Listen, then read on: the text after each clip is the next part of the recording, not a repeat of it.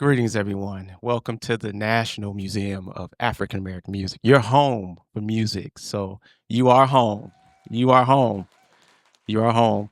I also bring you greetings on behalf of Mayor O'Connell. Thank you for coming out this evening. Before I introduce my colleague, I want to just say how amazing this evening will be. Also acknowledging board members that are present. If you can please stand.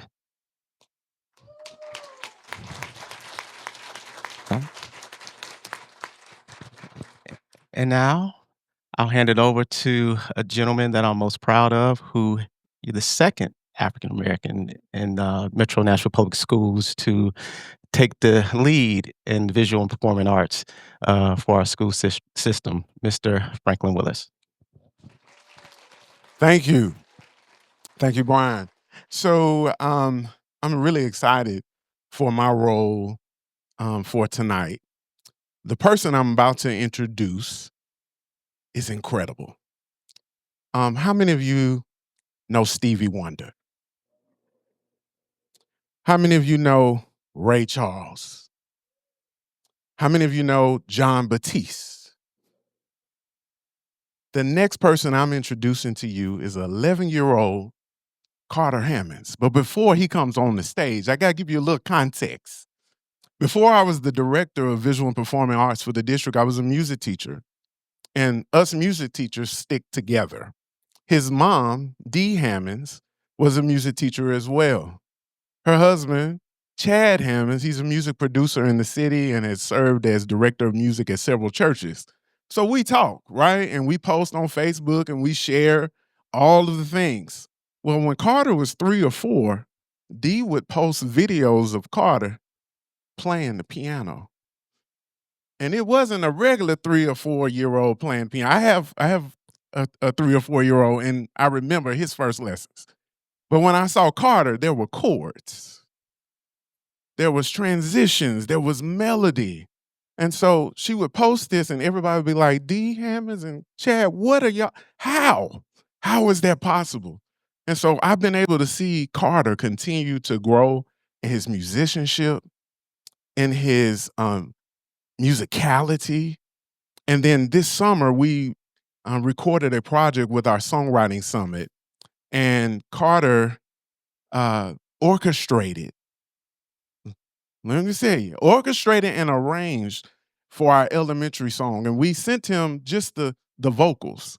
And what we got back was strings, bass, keyboards, percussion, all different types of sounds coming from his mind. And what I know about that is that's just not talent, that's anointing. And that's what we have in our community. We have anointing where sometimes it just don't make sense. You're like, wait a minute, how did he get this from that? And so it is my honor to introduce to some of you Mr. Carter Hammonds. He's a sixth grade student at IT Crestwell Middle School of the Performing Arts here in our very own Music City, Metro Nashville Public Schools. He is going to render his arrangement of Lift Every Voice and Sing on the piano. So please give a big round of applause to Mr. Carter Hammonds.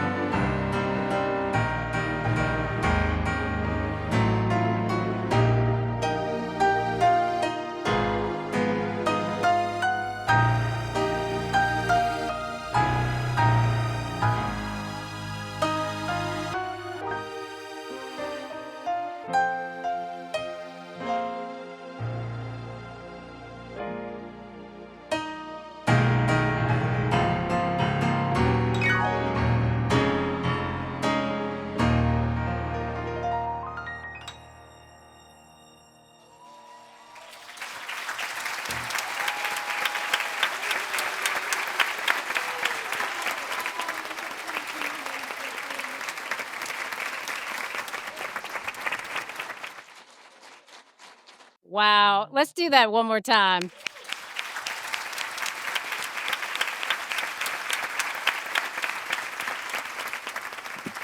And with that, good evening and welcome to the National Museum of African American Music.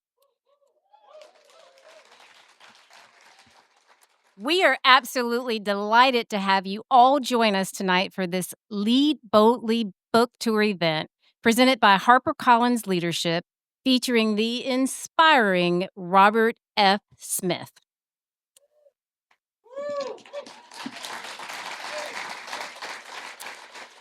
We are deeply appreciative of the HarperCollins Leadership team for selecting Nashville, Tennessee, and our very special museum as a host site for this important national book tour. I also want to thank our local funders, Metro Arts and the Tennessee Arts Commission, for making programs like this possible throughout the year. In addition, I'd like to express our continued appreciation for our current donor society and classic members who are attending this evening. Your support does not go unnoticed. Now, I'll turn the program over to Bill Jeffries, the museum's executive director, to introduce our speakers for the program. And thank you all again for coming.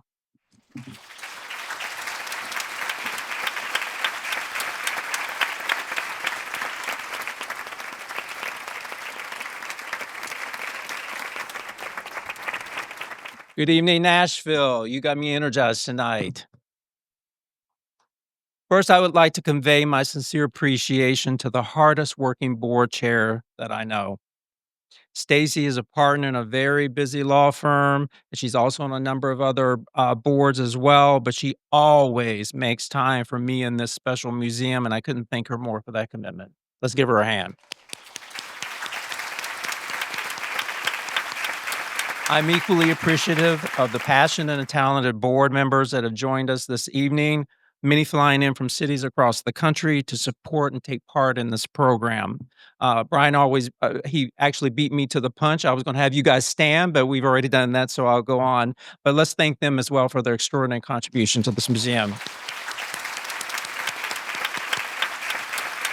Now it's my pleasure to introduce our speakers for this evening's program. Our very own Dexter Evans will serve as the moderator. Dexter was recently promoted to the position of Deputy Director of Strategy and Advancement here at the museum, and he's a rising star in our field. Dexter is a passionate leader, scholar, and cultural advocate. His journey from Muskegon Heights, Michigan, to becoming the first Paul Quinn College graduate to attend a Ivy League school is nothing short of inspiring. He's now pursuing a doctorate in philanthropic leadership at Indiana University. His work here at the National Museum of African American Music is helping to preserve and celebrate Black music traditions across the country. And of course, our featured guest tonight is Robert F. Smith, founder, chairman, and CEO of Vista Equity Partners, a global investment firm managing over $100 billion in assets across more than 90 enterprise software and technology companies. A former chemical engineer turned tech investment banker. That was quite a journey, I imagine. Mr. Smith founded Vista in 2000 after leading a $500 billion in mergers and acquisitions at Goldman Sachs. Under his leadership, Vista has completed over 600 transactions, totaling more than $330 billion in value. Beyond business, Mr. Smith is a renowned philanthropist and advocate for education and equity. He made headlines in 2019. You guys all know the story when he eliminated the student loan debt for the entire graduating class at Morehouse College. That was major. Can you imagine the impact that made on the lives of those students and freed them from the shackles of that debt? And later, he founded the Student Freedom Initiative to support STEM students at HBCUs and minority-serving institutions. He serves as chairman of Carnegie Hall and sits on boards including Columbia Business School and Cornell Engineering. His honors include Time 100 Most Influential People, the Carnegie Medal of Philanthropy, and numerous humanitarian awards. Please join me now in welcoming a visionary leader in private equity, technology, and social impact, Robert F. Smith. Thank you all for joining us. Thank you, Bill. Thank you. Wonderful introduction.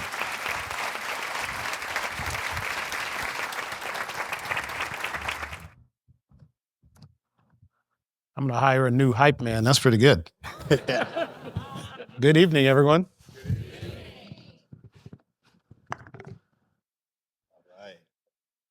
Nashville, good evening.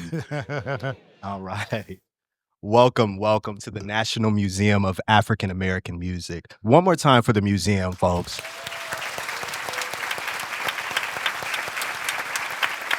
We appreciate you being here for this leadership conversation around this amazing book by HarperCollins Leadership and Robert F. Smith, Lead Boldly.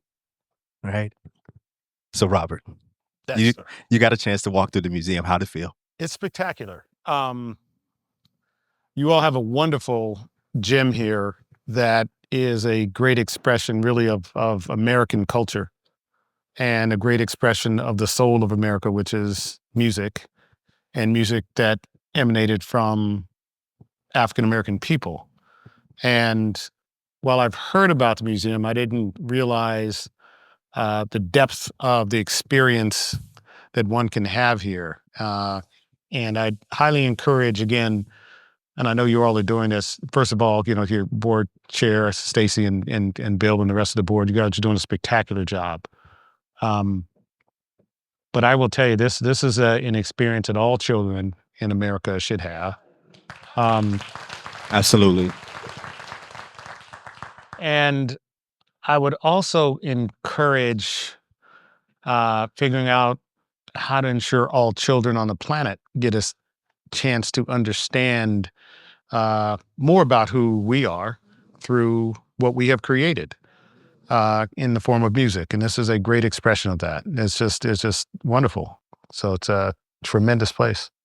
Thank you. Thank you so much. Thank you to the board for stewarding Robert through the museum and giving him a chance to interact. Next time I need like 3 hours, though. Yeah. I was trying to give him a dance 30 song. minutes is not going to work. Yeah, that dance room was like the best thing ever. That's really cool. So, Robert, you open Lead Boldly with Dr. Martin Luther King's iconic I Have a Dream speech. And this 250,000 people hanging on his every word, right? They're not letting him get punctuation at the end of his sentences because they are clapping, they are stomping, they are shouting. Tonight, we have over 200 folks in this 200-seat theater. You heard what I said, 200 over 200 in a 200-seat theater. Yeah, I love it. Sold out 2 weeks ago, right? The same sense, I'm feeling it in this room. Folks are in anticipation.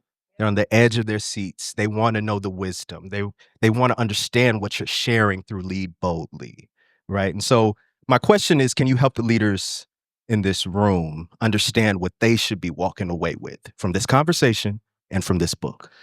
Yeah, that's a great question. I think what we should all walk away with is just something very simple, which is we are enough. And I put that in the epilogue, and it talks about we are enough to create the environment for our people in our community to thrive. We're enough to educate our children. We're enough to ensure our children understand the history of who we are. We are enough to ensure we have nutritious food to eat. We're enough to ensure we have, fresh water to drink, access to the outdoors, access to education, access to opportunities. And I think that's what leadership is about. It is enabling youth to understand that they are enough to be who they want to be and enough to change the condition of the community that they care about. That's what I would encourage us all to walk away with. I guess my job is just to remind you. Yeah. But I can already see in the museum and through the people that I've met that you already know that. Sometimes we forget how powerful we are.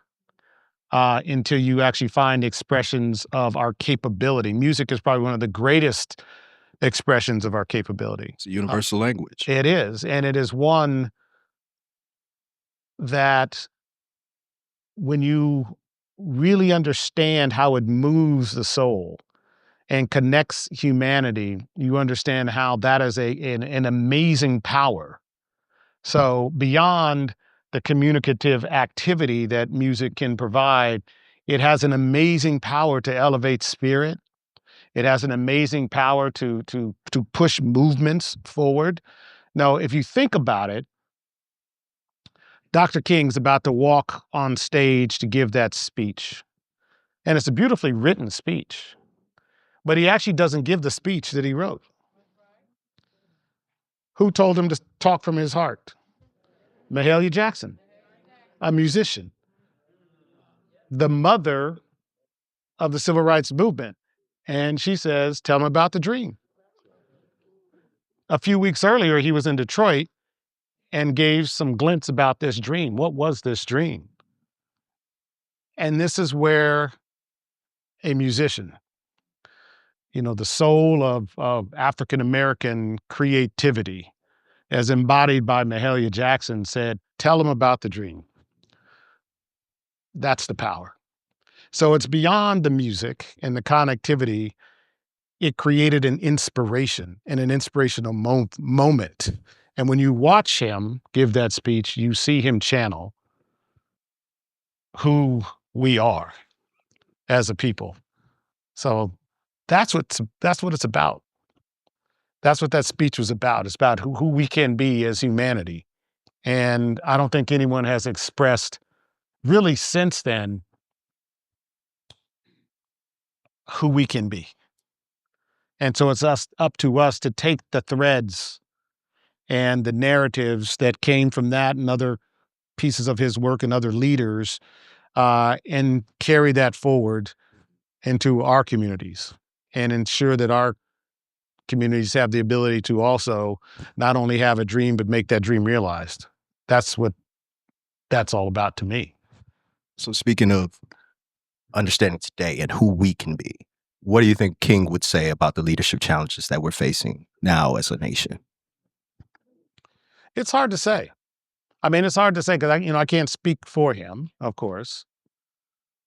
It's hard to say if he would say, oh man, we made a whole lot of progress from then, or man, we have a whole lot more to go.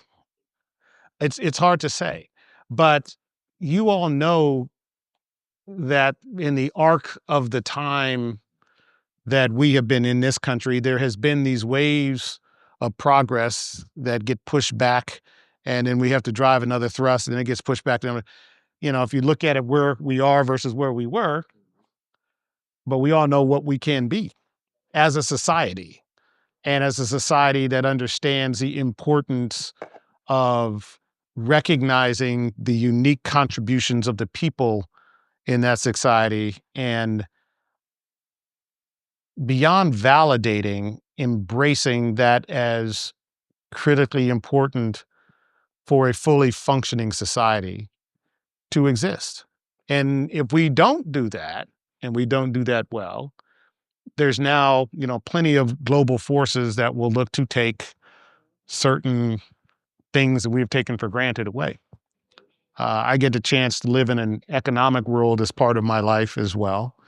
And I see it.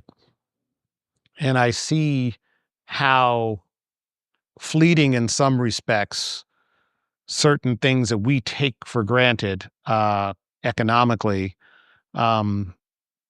how those things can not only be attacked, but also, usurped if you do not just protect them, but you actually have to advance them. And that's when society actually runs into some interesting challenges if the resources aren't expanding, but the population is. That's the dynamic that you got to be very thoughtful about.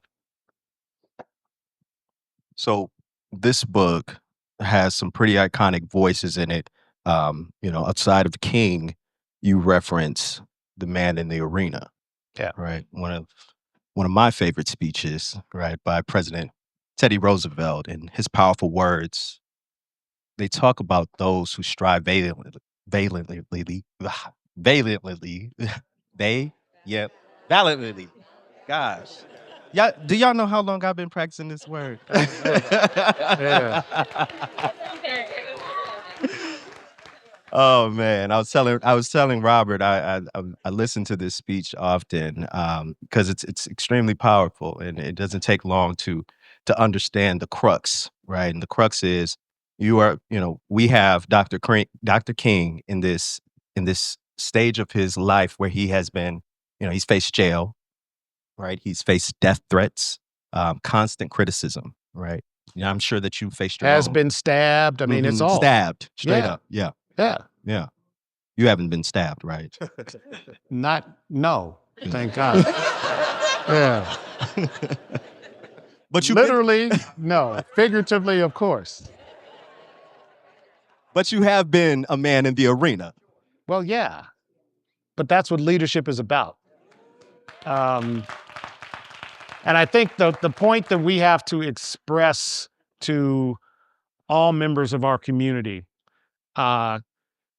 leaders have to understand that there will be critics all the time. It's the people who don't get into the arena who will criticize.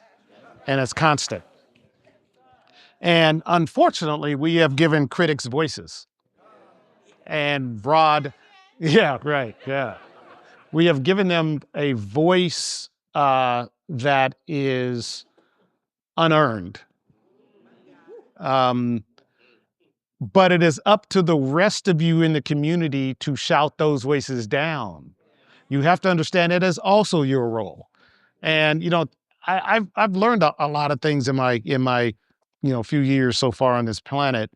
I've learned that people like gossip. People like negative news. And that feeds some of that dynamic. And being a leader is also being a leader in your home and in the schools or whatever, and telling these young people, don't believe that. Don't believe the hype. Don't get caught up in that. You need to focus on driving things forward in a positive way and to support the right leaders on the one hand, but also to become a leader. And too much of our youth, we own a company, really interesting company that does a lot of mental health enablement. Let me put it that way.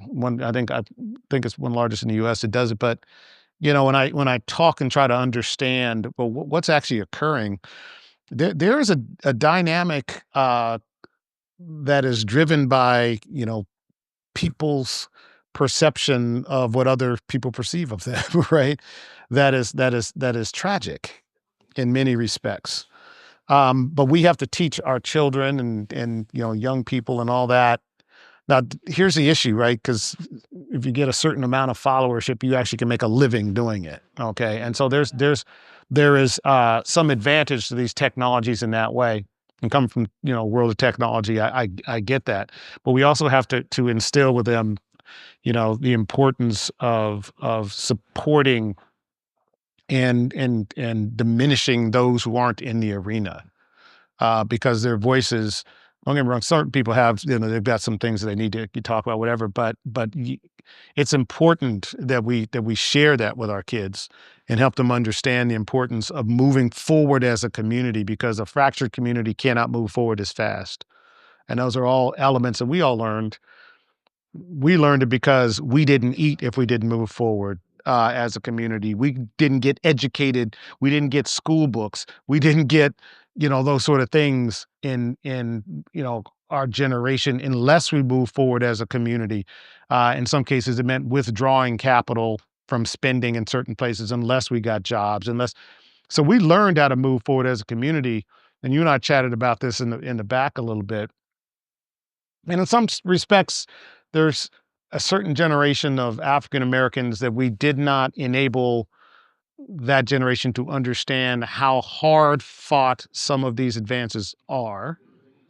But they're learning how quickly they can be receded. And they're shocked. Whereas certain of us are not surprised. but we still have to lean forward and actually educate and inform and enable that generation to know that they are enough to drive it forward even further than it was before. But that's part of our process. And you can argue that maybe we've gotten a little complacent because we didn't have to fight for food and didn't have to fight for living in places we wanted to live, or fight for housing and certain, and have the right to live or love or whoever we want. All that. I mean, we fought a lot of that. Now you see a lot of it being, pushed back. And so we have to enable our youth to understand, know that it is their right and it is their obligation to get back in that arena, or get in that arena for the first time, and now go deal and push it forward again. Otherwise, that next generation is going to have even further to go. That's it's the nature of how things progress in this country. So in chapter 4, you extend King's insufficient funds check metaphor, his powerful indictment that America had given Black citizens a check marked insufficient funds. We watched that private sector respond to George Floyd, right, and the racial awakening that has followed. But now much of that commitment is being pulled back. How does the private sector actually cash that promissory note that King described? So again, you have to think about America holistically as an ecosystem, which is public and private. Okay. And you have to think about, well, what drives that ecosystem? And what drives that ecosystem is us as contributors to that system in different ways. And the way you drive it forward is through your activity.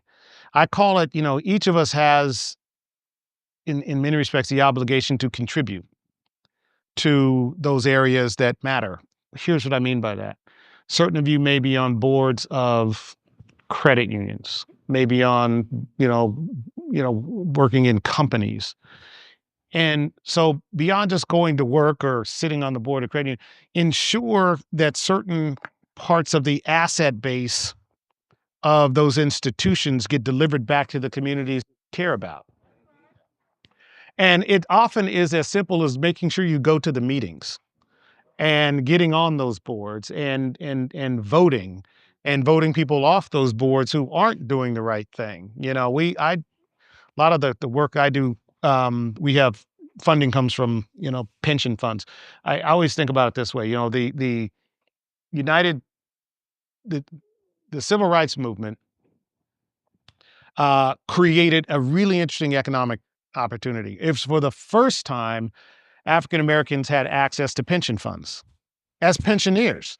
Think about it, post World War II, GI Bill, we didn't get access because they carved out a lot of the access to things like, they carved out agricultural workers. You probably all know this, agricultural workers from the Social Security in the early days.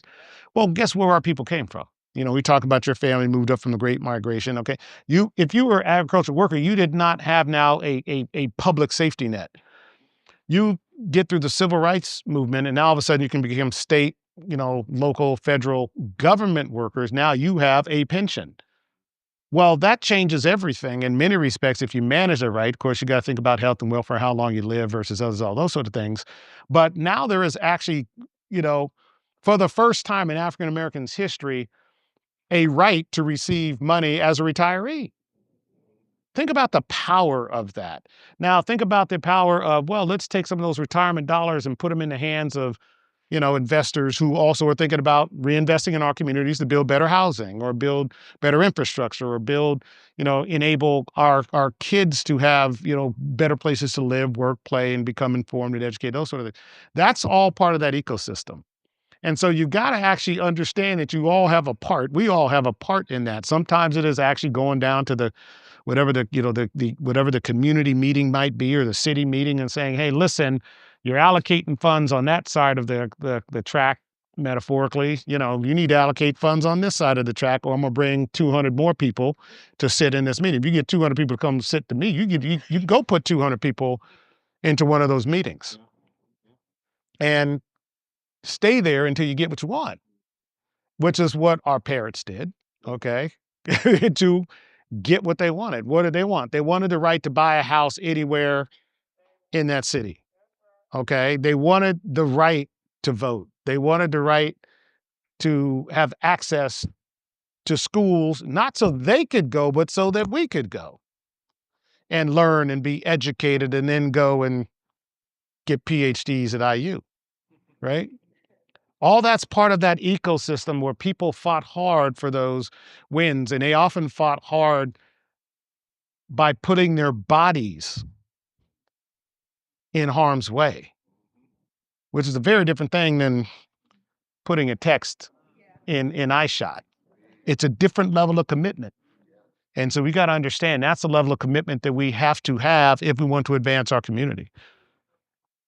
Yeah, I was thinking about when you were talking about the civil rights movement and how, this is a time that is before me, right? I'm thinking about the conversation that we had in the green room regarding my understanding, right, or enlightenment around the DEI pullback, Yeah. right? I was telling Robert that it was this year when, after some of those rollbacks happened, that I did not understand. I didn't see this, the institutions that I was serving in a DEI bucket. I saw them in a programmatic bucket or a marketing budget or bucket. And, Robert said to me very, he had this smile right here. He said, "How old are you?" Yeah. So Yeah. the question sort of in that is, I was asking him, what's the difference between charity and economic justice? Are institutions looking at it that way? Yeah. And so again, if part of our joy was to be able to create you, where that would come as a surprise to you, right? Where you didn't experience what we experienced. That was part of our joy in the work that we did. Okay. But it's also part of our responsibility to now say, now that you know that, what are you now going to do as a leader to mobilize and enable so these buckets get bigger in ways that can support the programming that continues to advance our position? Yes. Okay. And what are the, you've got, at least you told me, amazing organizational capabilities from all that you've learned and done, et cetera.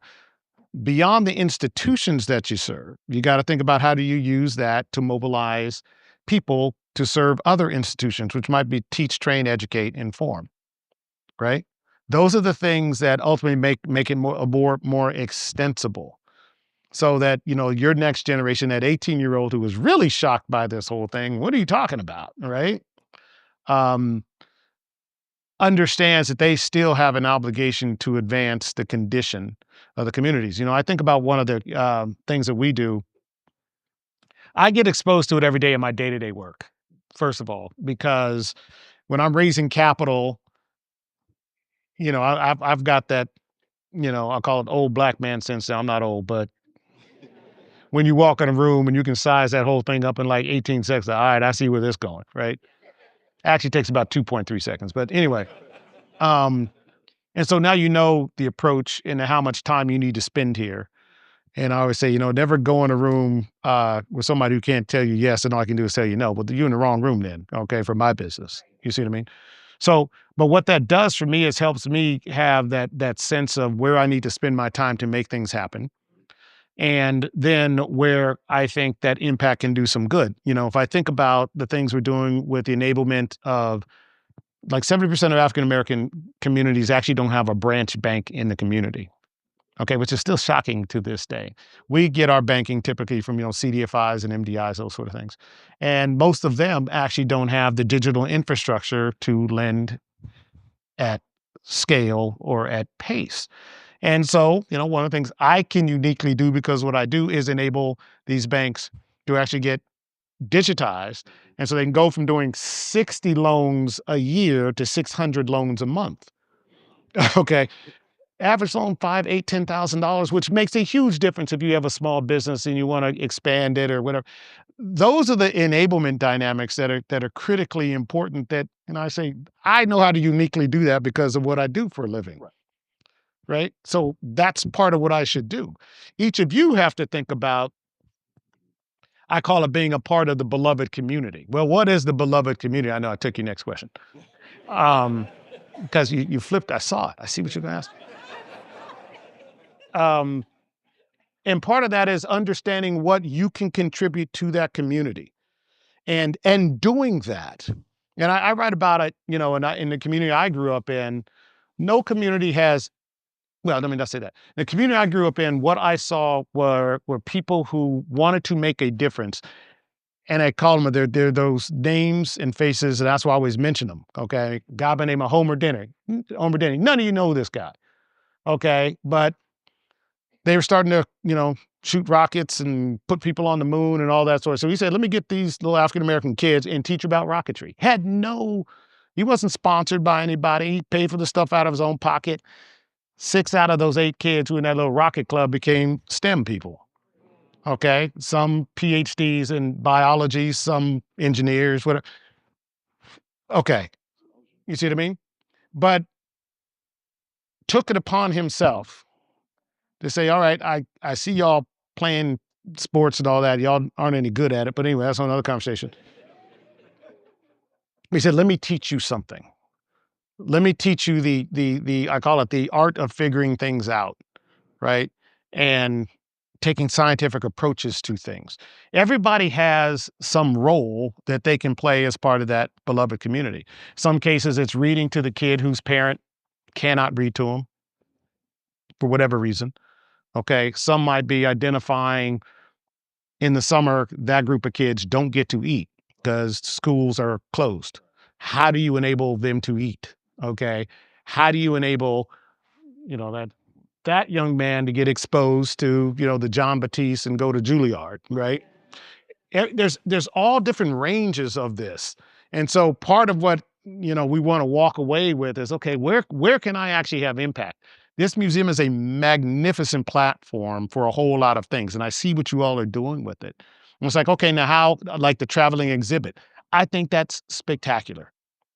Okay, how do you get the communication of who we are, not just through the United States? My view would be, okay, now how are you going to go do this in Abu Dhabi and in Singapore and a bunch of different places where say, let me help. Oh, in Africa, I mean, I'm some friends with a number of call it the leaders in Africa. They don't actually know African American history. I don't know if y'all knew that. Half of us don't know African history, and 7/8 of them, 99, don't know African American history. We have never created that dynamic. Now, you can call it systemic, but it is on us to do it. And if you've got unique ways to express that, and again, you can express it digitally now pretty effectively. You just have to have the right organizational capacity to say, now, here's how we're going to go drop this into these 48 museums, schools throughout the continent or throughout Asia, wherever it is, to help people understand who we are and make them know us. Yeah, okay, you're going to take, stuff out of museums. You can't take digital stuff out of people.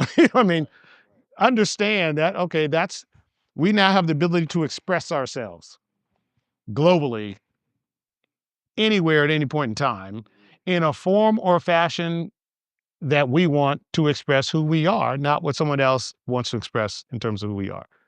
So be thoughtful about that. You've got a marvelous platform. So when you talk about how you're going to raise money and all that sort of part of it's, okay, we're going to create, you make it extensible. How do you extend what it is that you all so marvelously and magnificently do into the rest of the community of the world? So again, that's an idea to think about. And so, I mean, I think about that, and you would say this is also a part of King's vision for economic justice? Again, I can't speak for him, but what I read Mhm. and what I understood, he spoke to a vision of connected humanity. And just like we talked about, humanity connects through a number of things, right? I have the great joy and privilege of traveling all around the world and connecting with people. And we connect through music. We connect through literature. Okay. We connect through art. We connect through food. Okay. We connect. Spades. Very few people can beat me at spades, so that's hard. Does he have a partner in the crowd? That could be challenging. I see a few hands raising. When we get it on. Let's get it. Just don't feel bad when you go home crying. Just letting you know. Just letting you know. But it is that. It's those human experiences and creating those opportunities for us to engage as human beings. I think that's a lot of what King was driving towards. And with that, recognize the stark reality of disparate access to what should be shared resources and had to address that. Because, he goes to, okay, don't tell a man to pull him up himself up by his bootstraps if he doesn't have boots to put on, right? Okay, well, we got to start there. Okay. But for those who have boots to put on, ensure that those who are wearing those boots are extending themselves to enable the community to be more effective at progressing and in letting people understand who we are. That's an important part of it. We are more connected now as a irrespective of political dynamics as a global community because we can reach and touch billions of people in a matter of seconds on the other side of the planet. Okay, through thoughtful work and resource, all those sort of things. So take advantage of that. Take advantage of educating your children how to use, and you can do it in platforms like this. Okay, again, I don't know all the extent of what you do here, but I mean, there's no reason you can't teach creation of music. So one of the greatest, I'm just going to share this, one of the greatest music museums I've ever experienced is in Oman, of all places. Highly interactive. One of my favorite rooms there. You go in and there's like, kind of 9 different stations, I guess, kind of thing. And music starts to play and they'll show someone from Zimbabwe and then they'll show somebody from China. And they're all, believe it or not, playing the same tune. When you listen to the rhythm, you're like, wow. And they're showing the picture. It's like, yeah, that shows you the connectivity of music. It's amazing when you actually experience that. You're like, oh, we are one human family. And yeah, that music does connect us. But until you actually are sitting there and you experience, you don't realize that there's some cat in South Africa playing a rhythm very similar to some cat sitting in Tibet, right? Playing an instrument that looks like a guitar, but it's really a oud, that's really a canoe. I mean, it's just all that sort of stuff. And I'm working on a real interesting project with John Batiste on this. But I mean, all that sort of stuff to me is important. So for those who have boots, that's your job. Okay.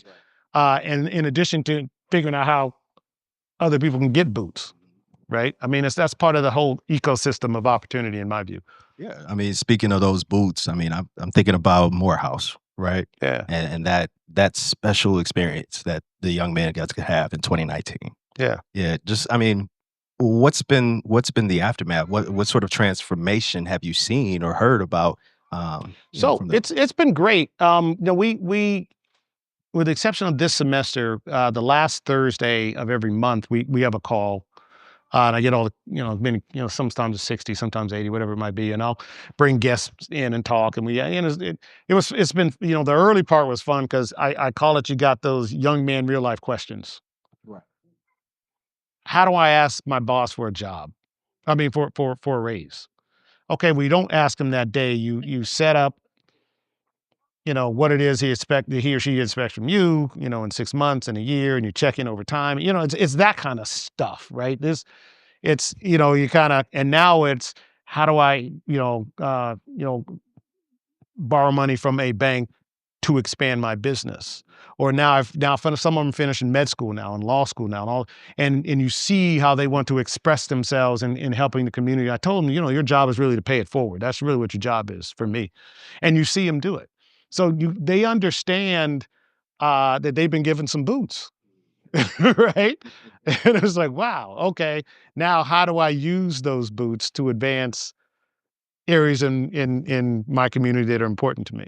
And it's a beautiful thing to witness because then you act that when you talk about seeing, the true expression of humanity is when you see these young men saying, hey, I'm going to go do something that makes a difference in other people's lives. It's a beautiful thing. And thank you for that. I know there's some No, it's my Morehouse pleasure. grads in Yeah. the audience. So we talked a little bit about the beloved community, right? Yeah. Our museum sits on John Lewis Way Yeah. here in downtown Nashville. I know that makes you smile. This is, named after one of King's allies and fellow freedom fighters. And you quote John Lewis in your book. You say, each of us must do our part to help build the beloved community. So you've built some concrete programs, right, that bridge communities together. How do leaders move beyond just talking about unity to actually building it? Y'all know you just go do it. That's right. Okay.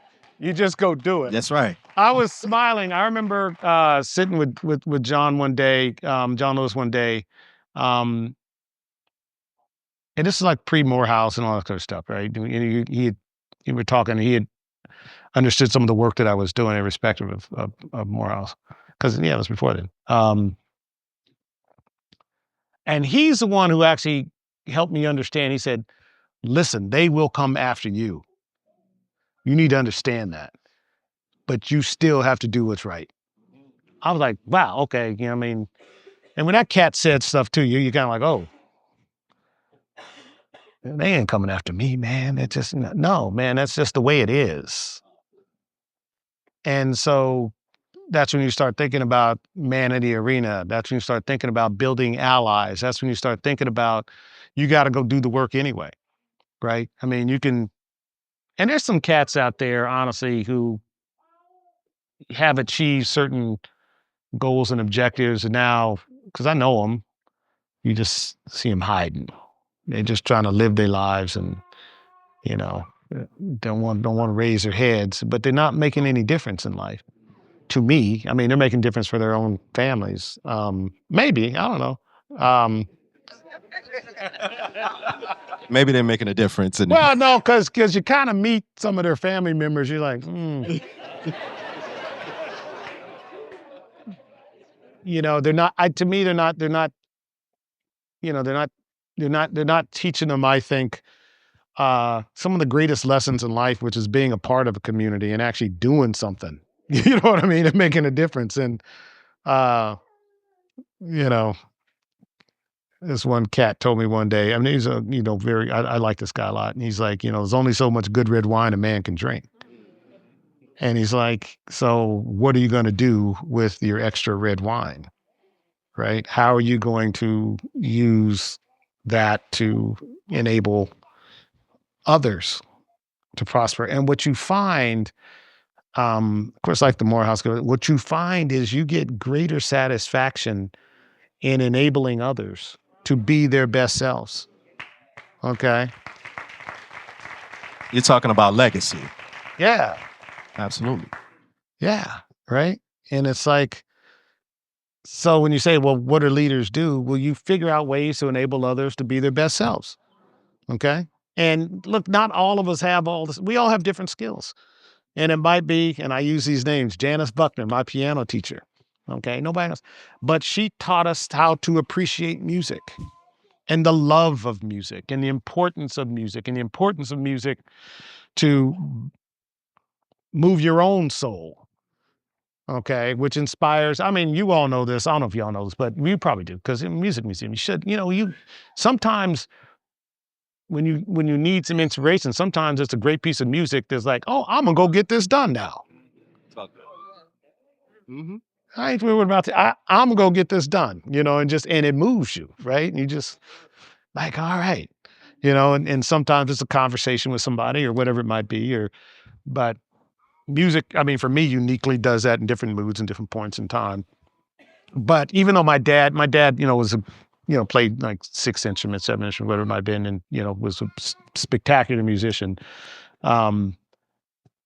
She actually taught me to understand the harmony of music. And man, why am I on Saturdays? I got to go to, music theory class. I want to go play, basketball. I wasn't even good at basketball. But I didn't want to go there. But now I appreciate what that did for me. And I'm sure my mom appreciated getting me out the house for that period of time. But, it was those sort of people who actually, fed the community with the nutrients of progress, right? But you got to do that. Each of you can feed your community with some nutrients, you know what I mean, of what it is that you're good at. So that's part of it. My last question before we get into a lightning round, and also we'll take probably 2 or 3 questions from the audience. Okay. All right. So we're talking about legacy. We're wrapping up, and this is the end of the book, right? It's the call to action. Yeah. Right. So I want to know what Robert F. Smith. What does that look like for you? What does legacy look like starting today, forevermore? Yeah. I mean, I'm gonna read this because it's important for me to read. Absolutely. It's in the epilogue. Oh yeah. And Oh, yeah. I started off with that. And this is what legacy is about, right? To me, it's okay, we are enough to make our communities safe, make our votes count, make our water safe to drink, our foods nutritious, make our politicians represent our interests, educate our children so they can be productive, enlightened citizens of humanity, stabilize our neighborhoods, provide fresh, clean air, access to God's great outdoors, empower our sons and daughters to be enough to fulfill their dreams, and teach our children ways of living that make God's glorious planet live and thrive rather than wither and withstand. So to me, that's what legacy is about, is delivering the nutrients to the community to make that all happen.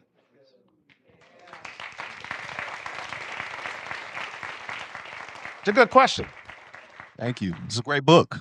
Thank you. It's a great book, y'all. So let's have a little fun. Sure. All right. You're the chairman of Carnegie Hall. What's the last song that gave you chills? That gave me chills? A good question. There's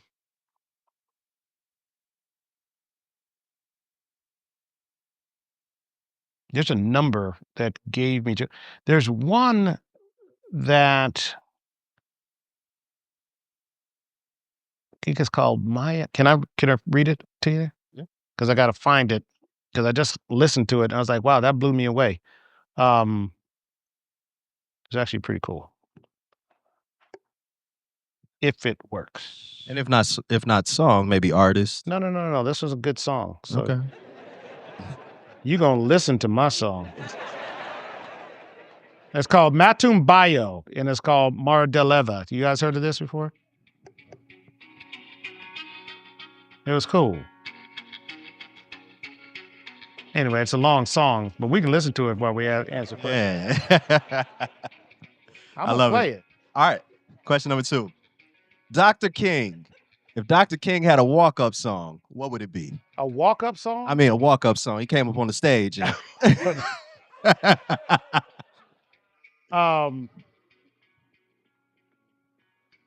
Paid the cost to be the boss. all right. You've met many world leaders, tech giants, musicians, You like legends. this? It's cool, I right? love it. Forward that to me. Right. Who starstruck you? Starstruck me? Yeah. I'll tell you who I think is actually one of the greatest leaders on the planet today is Mohammed bin Zayed Al Nahyan, who was the president leader of the UAE. That cat has got some layers of depth to him that is wonderful to experience. That's a bad dude in a good way. And when I see the way other leaders engage and approach, he's a spectacular leader. So when we talk about, I don't know about starstruck, I'll say I was starstruck, but he's just one of the warmest, most thoughtful human beings I've ever met. Yeah, I like that cat. Love that. Yeah. Thank you. Thank you. Is this what's playing in your car? Because that's my next question. What's in your car? What's playing in the This in is the my tape deck playlist right I'm now? playing right now. Okay. Man. Yeah, it was. I went on. So I went on a Camino 2 years ago, right? And they got the 34-day one, but I ain't walking 34 days. So I did the 6 days, right? It's like 118 kilometers. Have any of y'all done that? No. I'm gonna highly recommend all y'all do that sometime in your lives. I did the traditional one. That traditional was the oldest one, the Camino Frances, right across. Basically it's France, Spain, Portugal. Anyway, and do not show this to my cousin. So I went with my cousin. I'll turn this off, but I'm digging this. But anyway, my cousin likes to talk a lot, and I love him, but he likes to talk a lot. And so Paulo Coelho wrote a book called The Pilgrimage. Anybody read The Pilgrimage? Okay, all right, see some head shaking, right? So it's basically that, okay? You go on these solo journeys, solo walks, and experience your thoughts and your expressions of who you are. And so me and my cousin, he's like, all right, we're going to do this. So, he went through a cancer battle and say, hey, I'd like you to come with me on this Camino. I'm like, cool. And then we book it a year out because, my calendar wasn't booked then a year out. And then it's like the next day I got to go show up and do this, right? It's a lot, believe it or not. It's a lot more than you think. And my wife was funny. She said, aren't you going on this Camino? She said, you haven't even been practicing or walking. I said, we're just walking. You haven't even been walking. Yeah. No, I walk, but I mean, so I said, all right, it's like whatever. I'm in New York when I'm like, I'm going to walk down to South Street Seaport and come back. 2 hours, 2.5 hours. I got this. No, it ain't like that. At all. Anyway, so I'm out there with my cousin. And so the first day he's like talking. And, you're supposed to like be in your own thoughts and kind of, reflect on your life and all that sort of stuff. But he's just like talking. Oh man, look at that. I used to have a car that color blue. And you're like, dude, I'm trying to get into my zone here. And I have a little speaker that I had on my little backpack. I said, tell you what, when I have my music going, don't talk to me. I'm like thinking. So I kept my music going for 5 days straight, which was actually important. So I will share this. I came out with one revelation and one intention.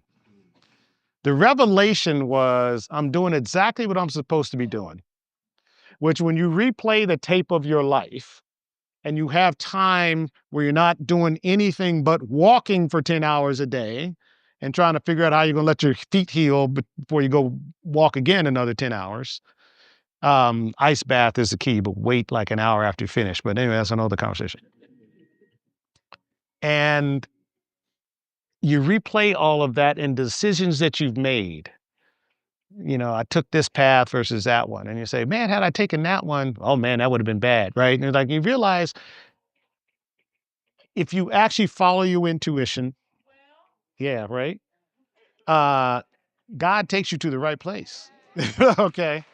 So it was a wonderful thing. It was a wonderful thing to experience as a fully formed adult. Okay. I would highly recommend all y'all go. Yeah, highly, highly, highly recommended, no matter age. And I mean, there are people out there 80 plus years old because my cousin would talk to them. So I knew how old they were. And then the intention that I came out with was always speak my truth with love. And what that does for me is it keeps me stress-free. So something bothering you, go speak the truth with love. Don't hold it in. And oh man, no, you know what? See, you like getting on my nerves. I don't want to do that. And so I'm not going to do it, but I love you. Right. But speak that truth. And those two things, I think, put me on a wonderful path. And this is the kind of music I was listening to. So Putting that one in the pocket. yeah, I love that. It was cool, right? I love that. So I've gotten into a lot of, yeah, anyway, yeah, we can talk about that later. Yeah. I have other questions, but we're going to take two questions from the audience. Okay. We got one right here and one right here. Unfortunately, we only have time for one question. Then let's do the one. Make it good. Make it good. Hang on, let me turn this off so I can hear. All right, wait till you get the mic, friend. You're right here in the center. It's coming on down. Just speak up. We can hear you. Go ahead. You got it. Oh. Apparently we got to do it for the recording. All right, I can see everybody. Hey, everybody. Y'all don't know I had all this bright lights and so. All right, good to see y'all. So first of all, Mr. Smith, thank you for not giving up on your internship at Bill Labs when you're in high school. My name is Raymond Arsenault, and I'm a native of Nashville. I'm the founder of Black Tech Mafia, and I'm a software developer, and I teach kids coding workshops in the schools here. All right, give him a round of applause. That's important. So I have one question and one favor to ask from you today, sir. I have the question. Go ahead. Okay, go ahead with the question. So in 2017, you did an interview with David Solomon at Goldman Sachs. Yeah. And it was called The Fourth Industrial Revolution. Mm-hmm. And you talked about the digitalization of processes and workflows. And you said that every black and brown child should learn how to code. Absolutely. Let's fast forward to 2025. Yeah, I'm sorry. And and you were on a podcast with Tony Robbins. Yeah. And you talked about how Vista was taking some of their all of their portfolio companies through their agentic factories. Yeah. So within the African American community, please share with the community leaders, other nonprofits and business owners how we can leverage AI to be a part of that ecosystem. This is a beautiful question. It is a beautiful question. Thank you for asking that question. So I can get it for you too, sir. All right, thank you. And a gift. See, that's how y'all ask questions. Come with some gifts, sweet potato pie, something. Pair of shoes. What size are those? Don't worry about it. Yeah. AI is going to change everything, and it is changing everything. And we have to enable our children to utilize it to create, productive environments for them to live in and for you all for them to take care of y'all as y'all get older to live in. It's important. It is, as I have gone through this path and, the internet was a big thing. This is actually a bigger thing than that. I live in the world of enterprise, which is business to business. I have a couple companies in consumer. It's going to impact y'all if it hasn't already in the consumer side pretty dramatically. Fortunately / unfortunately, most of your consumer data is already out there. Okay, you gave that to them a long time ago. Those models are trained on it, but less than 1% of the enterprise data is part of those models. Less than 1%. And so, in the world I live in, you have the ability, if managed properly, which is why I built this agentic factory, to utilize this capability to enable our companies to excel and thrive in an AI, call it an agentic world. That's critical. So you have to teach the young people how to not only understand what it is, but to ultimately, I'll call it, be able to utilize agents to do work on their behalf, because that is the state of the world that they're going to live in. And, we say this not too jokingly. People say, oh, AI is going to eliminate your job. No, the person who knows how to control AI is going to eliminate your job. Okay, that developer sitting next to you who's got 6 agents programming is going to eliminate 10 programmers. You see what I mean? Make sure our kids are part of that group. You see what I mean? And look, there's going to be some repurposing of, and it's interesting. I guess I get a chance to travel around the world, work with a lot of people and talk about AI and what's happening. There are going to be certain economies that prohibit for a period of time the loss of jobs as a result of AI. They're going to just say policy is not happening. And I go and I talk, hey, listen, this is highly productive, produces more than, what 100 people can do. And they're like, yeah, okay, but we can't fire those people. We can repurpose them, or rather than one person opening the door, there will be 3 people opening the door because they're going to embrace the productivity nature of it, but they're going to try to keep stabilized employment for as long as possible in certain those economies. I don't see that happening here. As you can probably go look and see, we're, very large corporations are saying we are not hiring any more people, but we still plan to grow. Okay, and I saw some layoffs today of another very large company, 11,000 people, and that's going to be the nature of this productivity dynamic. So understand the reality that, just looking at the ages here, we grew up in terms of the job market has changed. Not is going to change. It has changed. These are some highly productive tools. So this young brother asked that question. Y'all should be saying, how do I get all of our kids? How do you take your program and make it more extensible? How do you use this museum to get AI, stations for kids to use and have access to, capacity and training and enablement, a lot of which is free. But you got to create places for that to happen in a structured way. So think about the institutions that you all are stewards of to deliver that next generation fifth industrial revolution, which is a Gen AI agentic revolution that has a massive economic impact on every single industry on the planet. It's bigger than what we experienced in the fourth industrial revolution by orders of magnitude. And it's here now. And somehow we're still behind.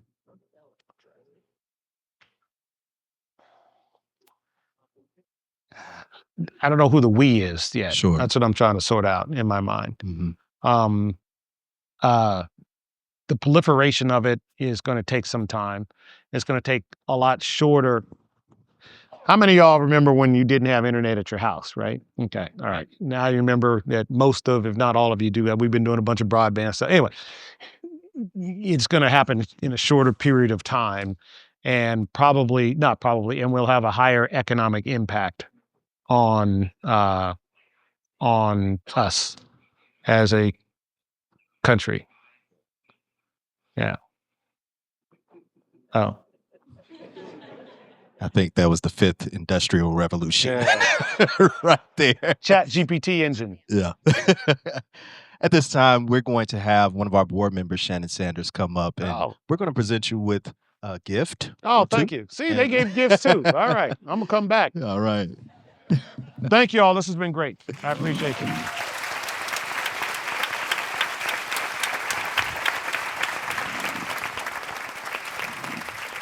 Mr. Smith, on behalf of the Board of Directors for the National Museum of African American Music, sir, we thank you. Thank you. We thank you for reminding us that we are enough. We thank you for reminding us to shout down the voices of the critics, reminding us of the cost of advancement, reminding us to teach, train, educate, and inform, and to contribute to the building of the beloved community, to use our boots, and to deliver the nutrients to our community. Sir, we thank you for all of that. Thank you. Thank you Yes, all sir. so much. Yes, sir. Yes, sir. It's a pleasure. Yes, sir. Thank Yes, you. sir. Yeah, Yes, sir. thank you. Like Dexter said, we have two gifts for you. The first is this book. It is a collector's book. It's called Rivers of Rhythm. Beautiful. This chronicles 400 pages, but 400 years of African American musical innovation. So thank you all. Thank you so much. Yes, sir. Yes, sir. Thank you all. Yes, sir. Y'all. Thank you. Gift number 2 is a titanium lifetime membership to the National Museum of Oh, I love it. Thank you. I will use this proudly. Thank you. And lifetime membership, hopefully it's another 70, 80 years. Oh, absolutely. All right. Thank you all so much. God bless you.